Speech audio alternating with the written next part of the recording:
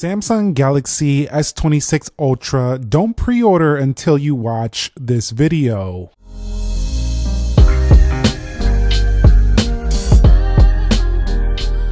So what is up, guys? Nick here, helping you to master your technology. And the Samsung Galaxy S26 Ultra was announced today with all new features, including newer Galaxy AI features, a brand new and innovative privacy display, which will actually be basically invisible on different edges and angles of the device.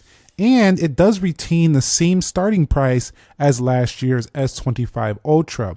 So we'll kick things off by talking about the price and pre-order deals. Now, when you scroll down here, you are going to see that the S26 Ultra here does give you the same price, but there is one caveat. They are giving you 256 gigs, no storage, free storage upgrade. So it's actually technically a price upgrade if you do want more storage, since they're not throwing in the free storage. This S25 Ultra that I had from last year actually gave me the free storage upgrade. So I'm not a huge fan of that, but it's kind of understandable what's going on with the storage and RAM shortages we've been seeing. You can also get two different exclusive colors, including silver shadow and pink gold from their website. So you can go ahead and do that. But essentially, the big deal here, where are the savings, you might be asking, Nick? And before you pre-order, they're going to come in the way mostly of trade-in values, including the biggest ones coming from the Z Fold 6 and the S25 Ultra. So there are also plenty of discounts on accessories, including the new Galaxy Buds 4. So those will give you a little bit of a discount as well if you want to go ahead and pick up an S26 Ultra. They are going to be available on March 11th, so we're not too far away from that. If you go ahead and scroll to your calendar, you'll see we're at the 25th. You'll see we'll have it by March 11th, but a lot of times they do deliver these early, as they're pretty efficient with shipping. So you might even get yours the week before, like maybe like the 4th through the 6th, maybe even the 9th or the 10th, but guaranteed by the 11th. So that's a pretty fast turnaround. It's not going to be too much longer. Now, what are the major changes from last year, and should you go ahead and do the upgrade? Well, first of all, one of the major changes comes mostly in AI. The Google search integration is going to be better. It's going to be smarter than other phones, including some older Galaxy phones, where it's just a little bit better at detecting and seeing more things on screen than other phones. Also, you will be getting enhanced cameras with AI. So if you want better cameras, that's gonna actually use AI scalers and stuff like that to improve those images. However, Samsung will be telling you if those images are going to be enhanced with AI. So it's not like you don't see, okay, that was an AI based image. So essentially, the camera does get pretty big AI upgrades, as well as nightography, including better apertures as well, and better pro codecs. So for those people who are actually pros, like I talked about with some other phones, if you're actually doing pro stuff, you're going to be pretty happy about this. Also, the camera housing is going to be upgraded over this S25 Ultra. I'm using this phone to showcase what we're talking about. But just like I mentioned before, it went exactly like I thought it was going to do, and that is to basically what we see on the Z Fold 7 here.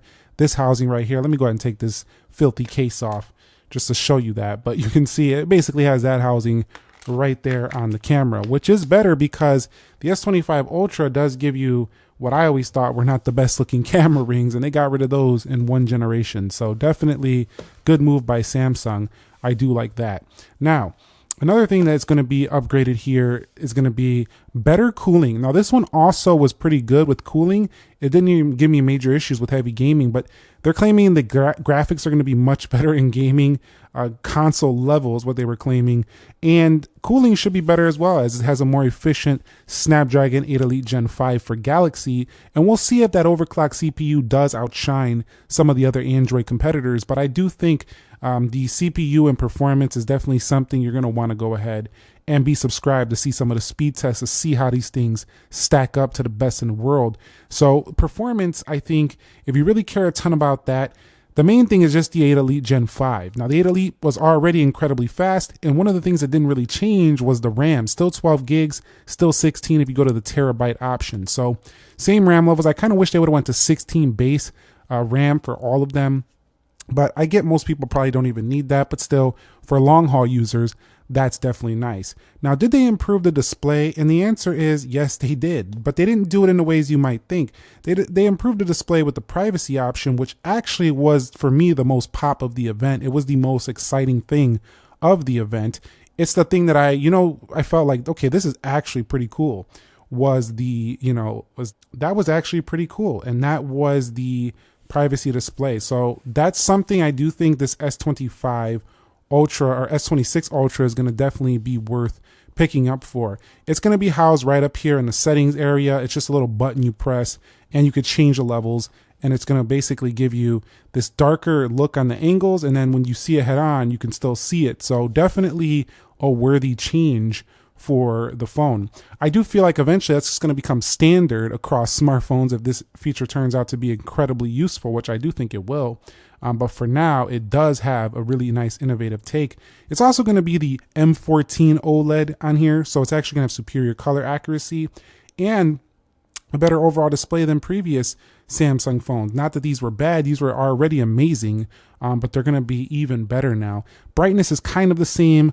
We'll see if it looks any brighter in reality, but it's on the spec sheet looks exactly the same. And another thing before you go ahead and pre-order is, do the AI features really matter? Now, they're always going to come on board with their stock Galaxy AI features, but the ones that are really going to matter a lot for this phone are going to be the now briefing section. They have now nudge now, which is going to help you avoid distractions. The brief also is going to become a little bit more proactive. And of course, we talked about the circle to search, but Bixby as well is going to be a big deal for this phone. So if you do like to use AI mixed in with Bixby, it's going to get significantly better. So I do think Bixby combined with their Perplexity and Gemini on this phone is going to be a big deal if you carry out a lot of AI-based tasks and you want to make that complex usage a lot easier. That is a big deal. But again, the value is not coming so much anymore in just the way the hardware looks and feels. That's what we used to talk about a lot. Now it's seeming to come from software and AI, but some people find that gimmicky. Personally, I find it useful, but I still would like to see bigger hardware changes, because hardware changes are just exciting in my personal take. Some people don't agree. I like to know your take. Do you care more about hardware changes or software changes on these premium smartphones that you tend to upgrade every few years, maybe 4 or 5 years or so? Let me know your thoughts down below. But what didn't change is storage and RAM options. So again, we talked about that already when we were talking about the pre-order section, but you're basically getting the same storage offerings and RAM offerings on here. They also didn't really change too many of the camera's megapixels, and their actual sensors aren't significantly different, but they are better apertures and nightography modes. And so if you're looking for those type of things, I do think that this camera should provide a better experience. Of course, again, with their new Pro codecs, it's going to be better. And they talked about their ocean, you can take ocean photography and video with this upcoming S26 Ultra. So definitely some niche features. Like, I feel like a lot of the features they were covering, you would have to be one of those people that use some of that stuff to actually be excited. Like, if you don't use significant pro video modes and stuff like that, you probably were thinking, yawn on some of that stuff, but you probably were also like, let me see what else they got to offer, and you might have loved the privacy display. But if you're like, I don't really use my phone in front of people anyway, that was probably like yawn, but you might have been like, but I like those pro features. So it seems like they're finding some little thing for everybody with this phone. So again, it's seeming like we might have another phone of the year, because like I told you before, Ultra phones tend to usually give us a little bit of everything, a jack of all trades type of device. S26 Ultra doesn't look too much different when it comes to that. So I'm excited for this phone either way. It's actually one of the most exciting phones I've seen in a while, and mostly because I really want to see how this 8 Elite Gen 5 for Galaxy performs, how those new camera updates look, and just kind of how that cooling with the gaming stuff goes as well. I've actually been doing more games on the phone lately, even though I used to not do too much of those. But it is going to have the same ultrasonic fingerprint sensor, same USB-C transfer-like speeds. We also do have the S Pen on board. They didn't really change the front camera too much, so 12 megapixels again. And I didn't see any mentions of ultra wide angles. So Wish we would have seen that like what Apple did with that super ultra wide. That's actually a very useful camera feature. So I'm shocked they didn't bring that.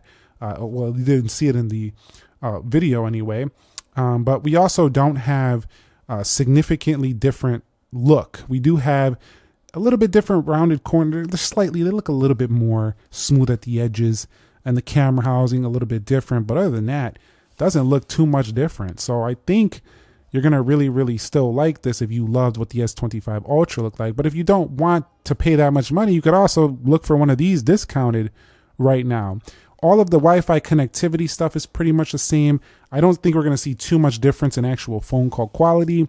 The audio should be slightly better on this phone, but overall connectivity is kind of mostly the same with a little bit faster Bluetooth option on board. And that also connects to those new buds faster and pairs faster than ever before, with basically literally just opening. You don't have to press anything besides one thing and it's connected. So that's a pretty nice ecosystem touch as well.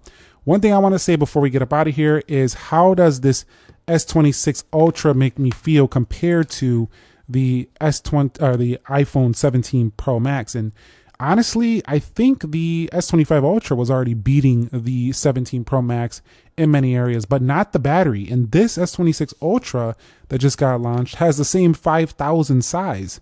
So we have to see if those efficiency changes with the chip and what they did with the software is going to enhance it, because they are claiming better battery. One thing that is nice is 60 watts fast charging. That's faster than the previous 45. So you should probably pre-order if you care a lot about faster charging speed. That's a faster charging speed than the iPhone for sure. So long-term value, if you're planning on picking up one of these S26 Ultras phones, the long-term value is going to come from how long you plan to keep it. And if you like to trade every year, it's probably not a good long-term pick if you want to trade it every year, because by 5 or 7 years, your phone's not going to be worth much.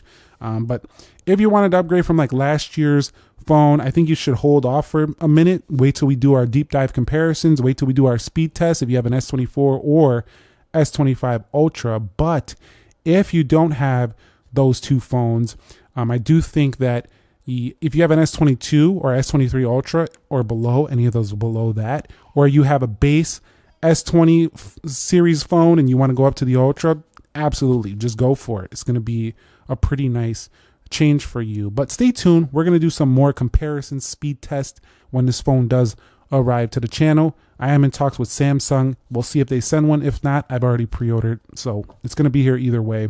Might just be a little bit of a wait, maybe like a week or so. So just stay tuned, keep it locked.